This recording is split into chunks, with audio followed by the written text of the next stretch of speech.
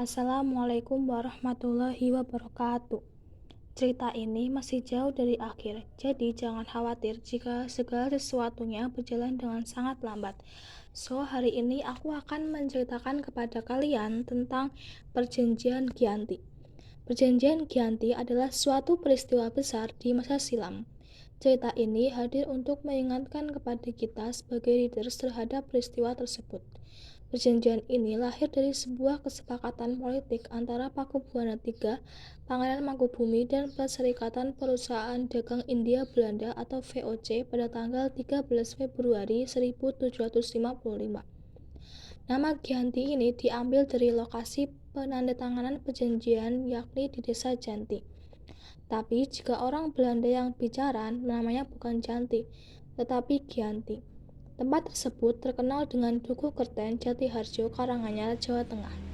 Di masa silam, perjanjian Gianti dibuat dalam rangka meredam api konflik yang telah terjadi berlarut-larut. Setelah berpindahnya Keraton Kertasura ke Surakarta, api dari peristiwa Gigir Pecinan ternyata belum mati. Ketika itu, Mangkubumi membantu Pakubuwana dalam meredakan api konflik dan mendapatkan hadiah berupa sebidang tanah dari Pakubuwana II. Namun, luas tanah yang diberikan menimbulkan kecemburuan. Salah satu pangeran mengeluhkan ketidakadilan terkait hadiah tersebut kepada Gubernur Jenderal Baron van Imhoff. Sang gubernur di Batavia pun langsung mengeluarkan keputusan yang membuat tanah tersebut tidak jadi dimiliki oleh Mangkubumi. Akhirnya, dia meminta kepada Pakubuwana II untuk dibuang jauh agar tidak bisa pulang. Tetapi sebelum pergi diberi uang saku 3.000 real untuk makan bersama pasukannya. Sejak itulah pecah perang, puluhan ribu prajurit tewas. Perlawanan ini mendorong Gubernur VOC Jawa Utara Nicholas Harting mengambil sikap untuk menyelamatkan daerah operasionalnya secara tertutup. Harting melakukan perundingan dengan Mangkubumi. Setelah berkali-kali melakukan perundingan, Harting sepakat dengan Pangeran Mangkubumi yang juga hendak menjadi penguasa di tanah Jawa.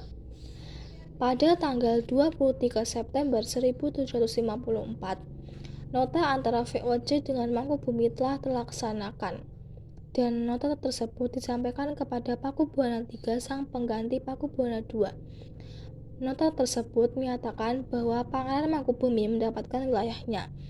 Pada tanggal 4 November 1754, Pakubuwana III menyatakan persetujuannya terhadap hasil perundingan Gubernur Jawa Utara dengan Mangkubumi tersebut. Surat pernyataan itu disampaikan kepada Pakubuwana III kepada Gubernur Jenderal VOC Jacob Mosel.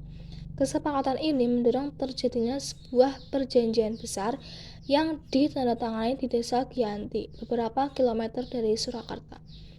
Penandatanganan perjanjian Gianti ini menjadi pangkal terbelahnya tanah Jawa menjadi dua bagian, atau yang terkenal dengan istilah Palihan Nagari. Hal ini menjadi awal mula naik tahtanya Mangkubumi Yogyakarta menjadi Sri Sultan Hamengkubuwono I dengan gelar Senopati Ingalogo Sayyidin Panatagomo Khalifatullah sejak ditandatangani perjanjian tersebut pada tanggal 13 Februari 1755. Sekian yang bisa saya ceritakan, semoga bermanfaat. Jangan lupa untuk like, komen, dan subscribe ya. Sekian, terima kasih. Assalamualaikum warahmatullahi wabarakatuh.